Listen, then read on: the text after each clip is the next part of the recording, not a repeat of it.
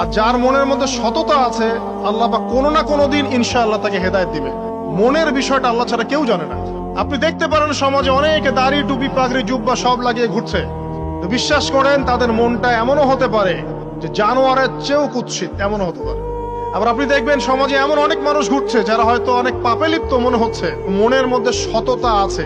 এমন অনেক মানুষকে আমরা দেখেছি যে ড্রাগ অ্যাডিক্টেড ছিল, মিউজিক করেছে, হারাম সম্পর্কের মধ্যে ছিল, নামাজ ঠিক মতো পড়ে নাই, কিন্তু যখনই আল্লাহর কথা আলোচনা হতো দেখতাম সে খুবই শান্তভাবে মন থেকে কথা শুনছে। কথা শুনতে শুনতে শুনতে একদিন মাশাআল্লাহ এখন দেখবেন যে চিল্লা দিয়ে বেড়াচ্ছে বিভিন্ন মসজিদে। অচত নামাজ পড়েই ভেবে বসবেন না যে অনেক কিছু করে ফেলছে। এক চিল্লা দিয়ে মনে করে ফেলবেন না যে দিনের জন্য অনেক কিছু করে ফেলছে। একটা হজ করেছেন, ওমরা করেছেন, সিয়াম রেখেছেন, দিনের জন্য দান সদকা করেছেন, একটা মাদ্রাসা মসজিদ করেছেন, ভেবে বসবেন না আপনি সব অনেক কিছু করে ফেলেছেন এবং অন্যরা সব ককরোচ, তেলাপোকা, ওরা জাহান্নামে যাবে এমনটা মনে করবেন। জানি না আমরা যে কার আমলের কতটুকু আল্লাহর কাছে কবুল হচ্ছে। এক ব্যক্তি এত পাপ করেছে যে শেষে মৃত্যুর সময় সে সন্তানদেরকে ডাকছে, ডেকে বলছে যে আমি যখন মারা যাব আমার লাশটাকে তোমরা কবর দিও না, যদি আল্লাহ পাক আমাকে ধরতে পারেন তাহলে খবর আছে আমার। কি করতে হবে? সে বলছে যে আমার দেহটাকে তোমরা পুড়িয়ে ফেলবে এবং পুড়িয়ে ফেলার পরে ছাইগুলোকে একত্রিত করবা, করে অর্ধেক ছাই সমুদ্রে ভাসিয়ে দিবা, অর্ধেক ছাই বাতাসে উড়িয়ে দিবা। সন্তানরা তাই করলো। মৃত্যুর পর আল্লাহ পাক এই সমুদ্র এবং জমিনকে বাতাসকে আদেশ করলেন যে তোমরা ছাই জড়ো করে দাও। আর মানুষ আর জিন আল্লাহর কথা না শুনলেও এই প্রকৃতি আল্লাহ পাকের কথা শোনে। বিজ্ঞান বলে প্রকৃতি থেকে সব হচ্ছে। কি প্রকৃতি? প্রকৃতি কি, কাকে বলে? মানুষকে আল্লাহর ইবাদতকে বাদ দিয়ে প্রকৃতি পূজায় নিয়ে গেছে। এই পুরো প্রকৃতি আর মহাবিশ্বে এক আল্লাহর ইবাদত করে। কে সৃষ্টি করলো প্রকৃতি? প্রাকৃতিক ভাবে হয়েছে সবকিছু বলে, আল্লাহ থেকে হয়েছে বলা যাবে না। বললে আপনি মৌলবাদী হয়ে যাবেন। আল্লাহ শব্দ ইউজ করলে আপনি মৌলবাদী হয়ে যাবেন। ধর্মতাত্ত্বিক শব্দগুলোকে আস্তে আস্তে উঠিয়ে দেওয়া হয়েছে। দেখবেন যুক্তি, বিজ্ঞান, দার্শনিক শব্দগুলোকে আনা হয়েছে। এটাও টেকনিক্যালি করা হয়েছে। কোন সেকুলার মিডিয়াতে আপনি দেখবেন না ইনশাআল্লাহ বলছে। ইনশাআল্লাহ প্রমাণ করবে যে আপনি আস্তিক না নাস্তিক। তো প্রকৃতিকে আল্লাহ পাক আদেশ করলেন এই সমুদ্র ছাই জড়ো করো, এই বাতাস ছাই জড়ো করো। তারা ছাই জড়ো করে দিল। এই ব্যক্তিকে বলা হচ্ছে তুমি জীবিত করে, আল্লাহ পাক বলছেন তুমি যে এই কাজটা করেছিলে, লিমা ফাআলতা হাদা, তুমি এই কাজটা কেন করেছো? তখন এই ব্যক্তি উত্তর দিচ্ছে মিন খাশিয়াতিকা ইয়া রাব্বি ওয়া আনতা আ'লাম। হে আল্লাহ, আমি আমার বুঝে যা এসেছে আপনার ভয়েই আমি এই কাজটা করেছি, আর আপনি খুব ভালো করেই জানেন যে আমি আপনার ভয়ে করেছি নাকি অন্য কোনো কারণে করেছি। মানে আপনি আমার মনের কথা জানেন। আল্লাহ পাক তাকে মাফ করে দিলেন। আপনাদেরকে আমি সেই ব্যভিচারী মহিলার কথাও মনে করাই। ওই মহিলা, যে ব্যক্তি একজন যৌনকর্মী ছিল, বা যেটা আমরা বলি ব্যভিচারিণী মহিলা ছিল, একটা কুকুরকে দেখেছে সে পানি পান করার জন্য তৃষ্ণার্ত, সে এটাতে মায়া করে দয়া করে তার মোজাটাকে নামিয়ে এই কূপ থেকে পানি উঠিয়ে কুকুরকে পান করিয়েছে। এই একটা কাজের বদৌলতে আল্লাহ রাব্বুল আলামিন এই ব্যভিচারী মহিলাকে মাফ করে জান্নাত দিয়ে দিয়েছে। হাদিসে এটাও এসেছে, নবী সাল্লাল্লাহু আলাইহি ওয়াসাল্লাম বলেছেন ইরহামু মান ফিল আরদ, তোমরা সবাই জমিনবাসীর প্রতি রহম করো। জমিনে মুসলিমই থাকতে হবে, তাদের প্রতি রহম করতে হবে এমন নয়, জমিনবাসী যারাই আছে সবার প্রতি রহম করো, জাতি, ধর্ম, বর্ণ নির্বিশেষে। এমনকি পশু পাখির প্রতিও দয়া করো। ইরহামু মান ফিল আরদ, জমিনে যারা আছে সবার প্রতি রহম করো। ইয়ারহামুকুম মান ফিস সামা, যিনি আসমানে আছেন তিনি তোমাদের প্রতি রহম করবে ইনশাআল্লাহ। ইসলাম এই কথাগুলো বলেছে 1400 বছর আগে। আজকের এই বিশ্বের সোকল্ড এই মডার্ন বিশ্বে যেখানে মানুষের রক্তের কোনো দাম নাই, সেখানে ইসলাম পশু পাখির অধিকার নিয়ে কথা বলেছে 1400 বছর আগে। কাদেরকে কি শেখাতে আসেন? কোরআন এবং সুন্নাহর বাইরে অভ্রান্ত সত্যের কোন উৎস আছে? এখানে যা আছে তাই চূড়ান্ত। মানতে চাইলে মানেন, না মানতে চাইলে জাহান্নামে যান, কেউ তো বাধ্য করছে না। লাকুম দীনুকুম ওয়ালিয়া দিন। আল্লাহ পাকের রহমত দেখেন। আরেকটা ঘটনা আছে এমন, একটা বিড়ালকে বেঁধে রেখেছিল এক মহিলা, খাবার দেয় নাই, কষ্ট দিয়েছে। একটা বিড়ালকে খাবার না দিয়ে কষ্ট দেওয়ার কারণে এই মহিলাকে আল্লাহ পাক জাহান্নামে পাঠিয়েছে। এরকম কত ঘটনা আছে, এই ঘটনাগুলো হাদিসের পাতায় বর্ণিত আছে। কোরআনে কি বলছে দেখো। কোরআনের আমি কয়েকটা পয়েন্ট আপনাদেরকে খালি বলছি, এটা নিয়ে আমি সকালে ভাবছিলাম।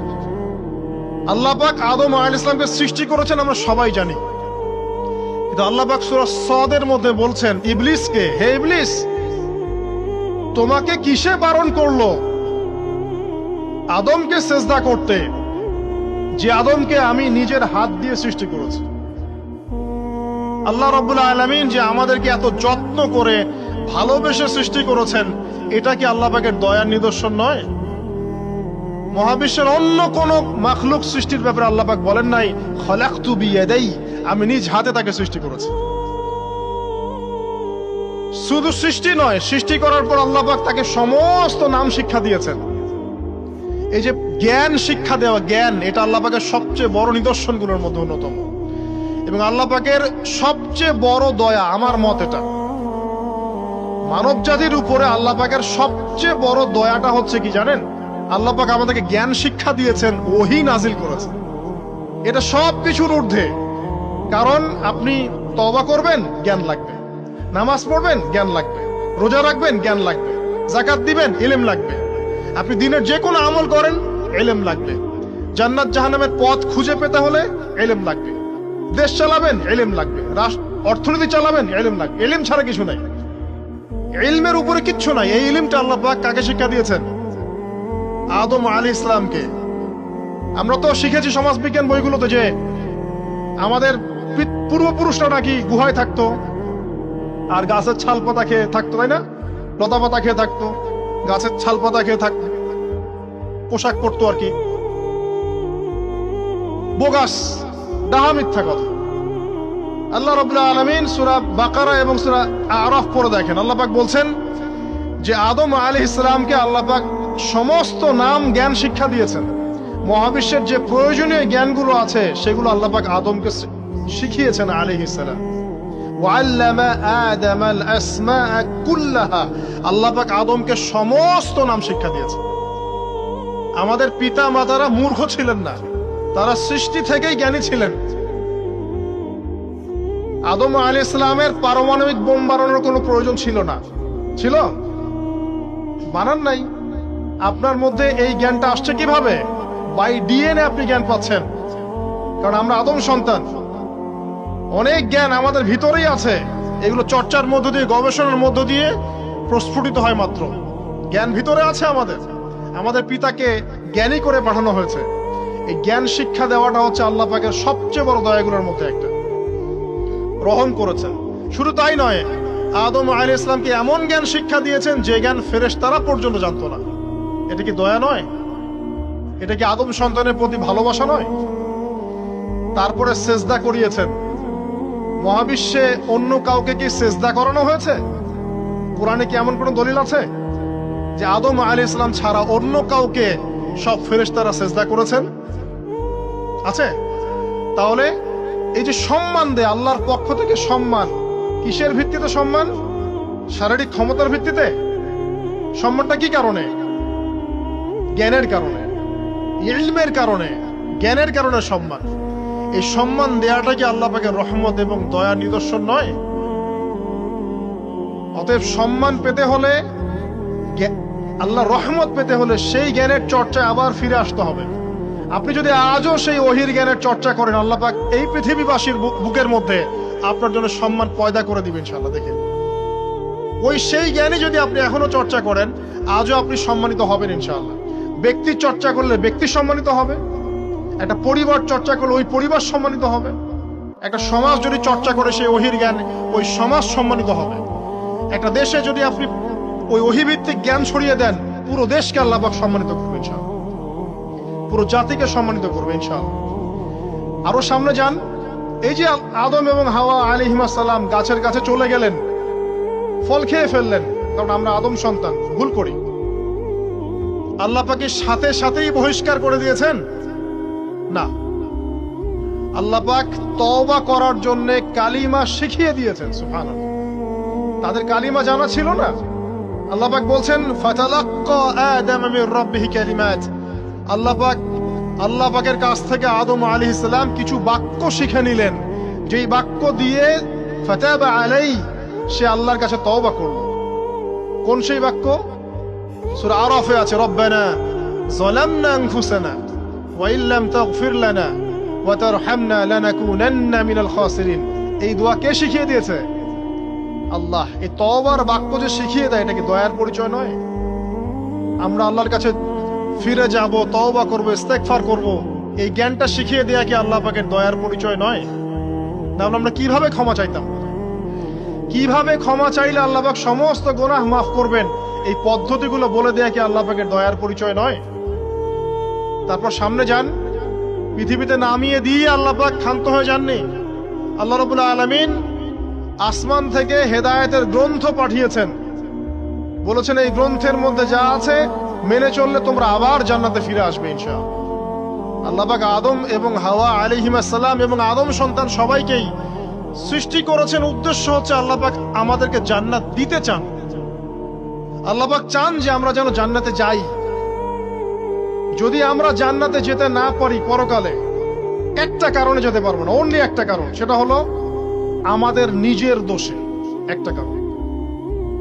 যারা জাহান্নামে যাবে মানুষ এবং জিনদের মধ্যে, নিঃসন্দেহে মহাবিশ্বে তারা ছাড়া জাহান্নামে যাওয়ার উপযুক্ত কেউ ছিল না।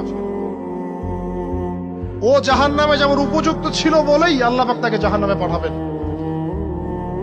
আর যারাই জান্নাতে যাবে প্রত্যেকেই শুধু আমলের বদৌলতে যাবে না, বরং আল্লাহ পাকের রহমতেই যাবে।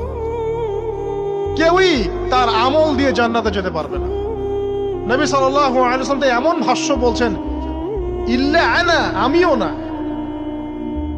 ইল্লা বিরহমাতিল্লাহ, আমিও নয়, তবে আল্লাহ পাকের দয়া আমাকে ঘিরে ধরবে। আল্লাহ পাকের রহমত যাদের উপরে বর্ষিত হবে তারাই জান্নাতে যাবে ইনশাআল্লাহ। কে আমল দিয়ে যেতে পারবে না। যত আমলই করি বলা যাবে না এই আমলের বদৌলতে জান্নাতে যেতে পারবো। আল্লাহ পাক দয়া না করলে হবে না। আল্লাহ পাক চান যে আদম সন্তান যেন জান্নাতেই যায়। এই কারণেই সৃষ্টি করা, এই কারণেই আপনার ওহী ভিত্তিক গ্রন্থগুলো পাঠানো, এই কারণে নবী রাসূল পাঠানো, আলেম ওলামা সৃষ্টি করা, মানুষকে সতর্ক করা, হায়াত দেয়া, বারংবার জীবনে চলতে ফিরতে আপনাকে অ্যালার্ম করা হয়, আল্লাহর পথে ফিরে আসেন, আল্লাহর পথে ফিরে আসেন। অ্যালার্ম করা হয় না? বিপদ দিয়ে আপনাকে অ্যালার্ম করা হয় আল্লাহর পক্ষ থেকে। আপনি চলতে পথে হোঁচট খান, আল্লাহ আপনাকে অ্যালার্ম দেন, ফিরে আসো। চলছেন বিপথে, আল্লাহ পাক অ্যালার্ম দেন, ফিরে আসো। আল্লাহ পাকের পক্ষ থেকে কিন্তু এগুলো আসে।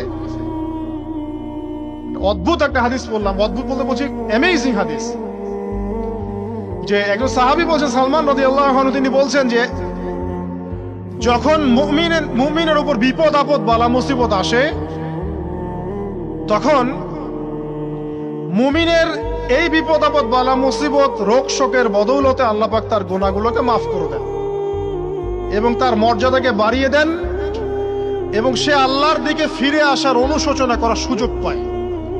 আর যখন কাফের মুশরিক বা ফাসেক মানুষকে এইসব রোগ ব্যাধি বিপদ আপদ বালা মুসিবত ঘিরে ধরে, তার দৃষ্টান্ত সেই উটের ন্যায় যে উটটাকে তার মালিক বেঁধে রেখেছে, এরপর ছেড়ে দিয়েছে। সে উটটা বুঝতেও পারলো না কেন তার মালিক তাকে বেঁধে রাখলো আর কেনই বা তাকে ছেড়ে দিল। কথাটা কি বুঝতে পারছেন? যারা আল্লাহ দ্রোহী, তাদের উপর যখন বিপদ আপদ বালা মুসিবত আসতে থাকে, তারা বুঝে না যে কি জন্য আসলো আর কেন চলে গেল। কিন্তু মুমিন ব্যক্তি যারা মুসলিম, আল্লাহর অনুগত, তাদের বিষয়টা হচ্ছে এমন বিপদ আপদ বালা মুসিবত রোগ ব্যাধি তাদেরকে আল্লাহর দিকে ফিরিয়ে নিয়ে আসবে। দেখুন,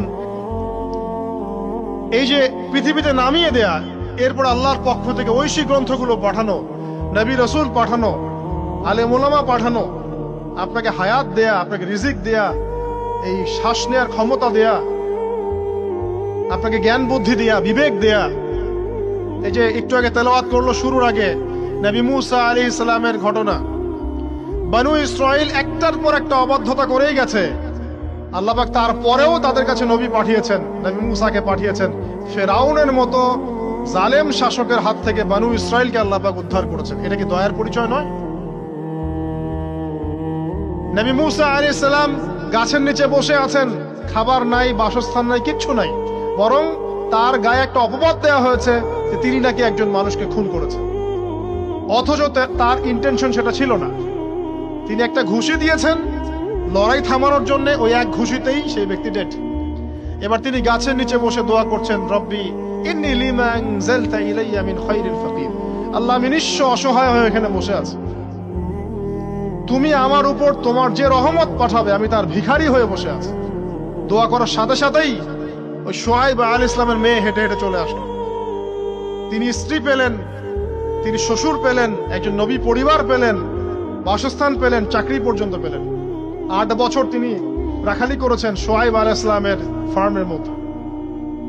দয়া মুহূর্তেই চলে আসবে, শুধু আল্লাহর দিকে অভিমুখী হলেই হয়, এগুলো দয়া। আইয়ুব আলাইহিস সালামের কথা মনে আছে না? দীর্ঘদিন রোগে ভুগছেন, দীর্ঘদিন রোগে ভুগছেন, চিকিৎসা হচ্ছে না, ভালো হচ্ছে না, শেফা হচ্ছে না। এখানে যারা আধ্যাত্মিকত্ব নিয়ে পড়াশোনা করেন, লেখালেখি করেন, তারা বলেছেন তাদের কিছু কিছু কিতাবের মধ্যে, রোগটা যখন এমন একটা পর্যায়ে চলে আসলো যে তিনি জিহ্বাটা নড়াতে পারছেন না, কারণ তিনি আল্লাহ পাকের জিকির করতে প্রচন্ড ভালোবাসতেন। এক পর্যায়ে রোগটা এমন একটা জায়গায় চলে আসলো যে জিহ্বাটা তিনি নড়াতে কষ্ট হচ্ছে। তখন গিয়ে তিনি বলছেন, রব্বি আন্নী মাসসানি আদ-দুররু ওয়া আনতা আরহামুর রাহিমিন। হে আল্লাহ, আমাকে কষ্ট স্পর্শ করেছে, আর তুমি তো ক্ষমাকারী এবং রহমকারীদের মধ্যে সর্বশ্রেষ্ঠ রহমকারী। আমি জিকির করতে পর্যন্ত পারছি না, আল্লাহ আমার রোগটা শেফা দিয়ে দাও। বলার সাথে সাথে আল্লাহ রাব্বুল আলামিন প্রস্রবণ ঝর্ণা তৈরি করলেন, এখানে গোসল করো, শেফা হয়ে গেল। এগুলো কি রহমতের পরিচয় নয়? এখানে এক শ্রেণীর স্কলার এমনও বলেছেন, আজকে আমরা যারা বাহ্যিক সৌন্দর্য নিয়ে বেশি গর্ব করি আর কি, আত্মিক সৌন্দর্যের চাইতে বাহ্যিক সৌন্দর্য নিয়ে যারা বেশি গর্ব করি, যদি আল্লাহ পাক আমাদের পোশাকটাকে পরিবর্তন করে দেন, আত্মাটাকে দেহের পোশাক দেন আর দেহটাকে আত্মার পোশাক বানায় দেন, তাহলে দুর্গন্ধে কি আমাদের সামনে আসতে যাবে না। কথা আপনারা বুঝতে পারছেন না? আইয়ুব আলাইহিস সালামের আত্মাটা ছিল পবিত্র, পরিশুদ্ধ, তার দেহের মধ্যে রোগ হয়েছিল। আর এই পুরো বিশ্বের ম্যাক্সিমাম লোকের মানুষের রোগ এখন আত্মায়, দেহে নয়। আবার বলছি, হয়তো বুঝতে পারছেন না। আইয়ুব আলাইহিস সালামের রোগটা হয়েছিল দেহে, বাইরে। তার আত্মা ছিল পবিত্র, পরিশুদ্ধ আত্মা। দেহের রোগের একটা পর্যায়ে যখন জিহ্বাটায় ইফেক্ট হলো, তখন জিকির করতে তার কষ্ট হচ্ছে, তখন তিনি দোয়া করছেন, আল্লাহ আমার এই রোগটাকে শেফা দিয়ে দাও। আর এখনকার পুরো জেনারেশন, এই সভ্যতার রোগ হচ্ছে ভিতরে, আত্মায়। দেহের রোগের চাইতে তার আত্মার রোগটা বেশি। এখন এই আত্মাটাকে যদি দেহ বানিয়ে দেওয়া হয় আর দেহটাকে আত্মার পোশাক পরিয়ে দেওয়া হয়, দুর্গন্ধে কেউ সামনে আসতে চাবে না। তাই আইয়ুব আলাইহিস সালামের সেই দোয়া এখন আমাদের বেশি করা উচিত। রব্বি আন্নী মাসসানি আদ-দুররু ওয়া আনতা আরহামুর রাহিমিন। আল্লাহ, আমাদের আত্মায় রোগ এসেছে, এটাকে তুমি শেফা দাও। দেহের রোগ লেস ইম্পর্টেন্ট, আত্মার রোগটা বেশি ইম্পর্টেন্ট। এরকম নিদর্শন কোরআনের পাতায় পাতায় ছড়িয়ে আছে। আসহাবুল কাহফ, পুরো সমাজ ওদেরকে মেনে নিচ্ছে না, গুহায় চলে গেলেন, ঘুম পাড়িয়ে দিলেন আল্লাহ পাক। 309 বছর। কত বছর?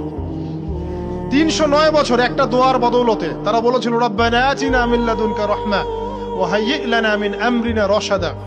আল্লাহ পাক শুধু ঘুম পাড়িয়ে রাখলেন না, তাদের মধ্য দিয়ে আল্লাহ পাক পুরো একটা সভ্যতাকে হেদায়েত করে দিলেন।